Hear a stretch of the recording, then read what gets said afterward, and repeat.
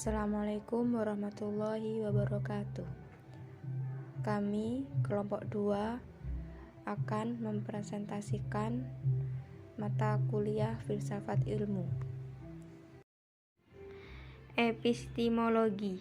Secara etimologis yang berasal dari kata Yunani, episteme yaitu pengetahuan atau kebenaran. Logos juga berarti pikiran, kata, atau teori. Artinya, epistemologi adalah ilmu pengetahuan tentang pengetahuan.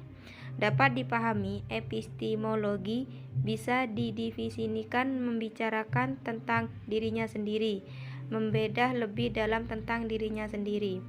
Epistemologi berusaha menjembatani manusia agar menyadari bahwa sebenarnya pengetahuan adalah ketidaktahuannya. Kekaguman merupakan awal munculnya epistemologi. Kepastian yang dicari oleh epistemologi dalam mencari kebenaran dengan tingkat pengetahuan dimungkinkan oleh suatu keraguan. Keraguan akan memberi kesempatan kepada epistemologi untuk menjawab. Ada dua teori tentang hakikat kebenaran dan hakikat pengetahuan. Teori realisme. Apa yang digambarkan akal adalah dengan realitas di luar akal atau dari manusia. Teori idealisme meyakini bahwa untuk mendapatkan pengetahuan yang benar-benar sesuai dengan realitas atau mustahil. Pengetahuan adalah proses mental atau psikologis yang bersifat subjektif. Pengetahuan. Pembahasan tentang pengetahuan telah dimulai sejak masa para filsuf Yunani. Dasar mereka berfilsafat adalah karena mereka sudah tidak percaya terhadap pengetahuan indrawi. Semua pengetahuan hanya dikenal dan ada dalam pikiran manusia.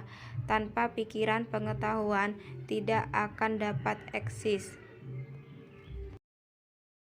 Untuk selanjutnya, saya Siti Stiana akan melanjutkan presentasi dari Mbak Alida Ulia. 8 hal penting fungsi membentuk struktur pikiran manusia. Yang pertama yaitu mengamati atau observasi.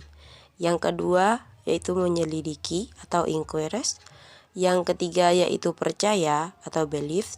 Yang keempat yaitu hasrat atau desires. Yang kelima yaitu maksud atau intent. Yang keenam mengatur atau organizes. Yang ketujuh yaitu menyesuaikan atau adaptis.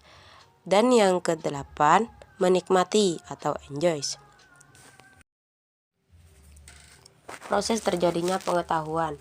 Proses terjadinya pengetahuan adalah masalah yang amat penting dalam epistemologi, karena jawaban terhadap terjadinya pengetahuan akan membuat seseorang paham filsafatnya. Ada 6 hal yang merupakan alat untuk mengetahui proses terjadinya pengetahuan. Yang pertama yaitu pengalaman indera.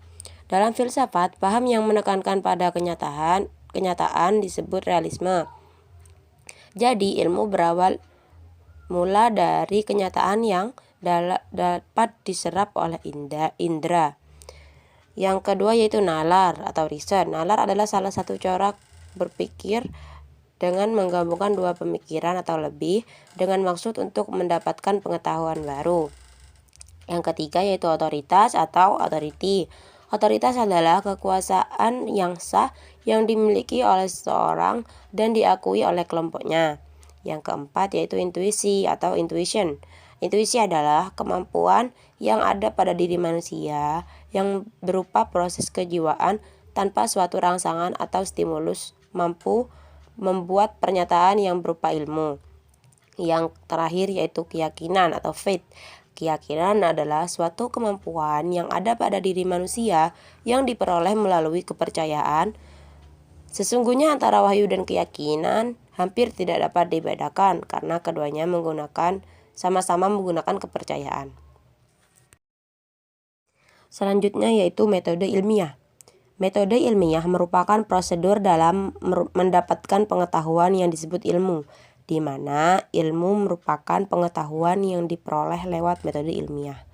Metode ilmiah merupakan ekspresi tentang cara bekerja pikiran yang diharapkan mempunyai karakteristik tertentu berupa sifat rasional dan teruji sehingga ilmu yang dihasilkan bisa diandalkan. Kerangka berpikir ilmiah yang berintikan proses verifikasi ini pada dasarnya terdiri dari langkah-langkah. Yang pertama, perumusan masalah. Yang kedua, penyusunan kerangka berpikir dalam pengajuan hipotesis. Yang ketiga yaitu perumusan hipotesis. Yang keempat yaitu pengujian hipotesis. Yang kelima yaitu penarikan kesimpulan. Kesimpulannya yaitu epistemologi merupakan pengetahuan sistematik mengenai pengetahuan yang merupakan salah satu cabang filsafat yang membahas tentang terjadinya pengetahuan, sumber pengetahuan, asal mula pengetahuan, metode atau cara memperoleh pengetahuan, validitas dan kebenaran pengetahuan. Itu saja dari kelompok kami. Saya sebagai pemateri 2 yaitu Siti Istiana dan pemateri 1 yaitu Alida Aulia pamit undur diri. Semoga kalian dapat memahami pembahasan yang saya sampaikan dan teman saya sampaikan. Untuk lebih jelasnya lagi, kalian bisa melihat daftar pustaka di samping. Kurang lebihnya mohon maaf. Wabillahi wa taufiq wal hidayah. Wassalamualaikum warahmatullahi wabarakatuh.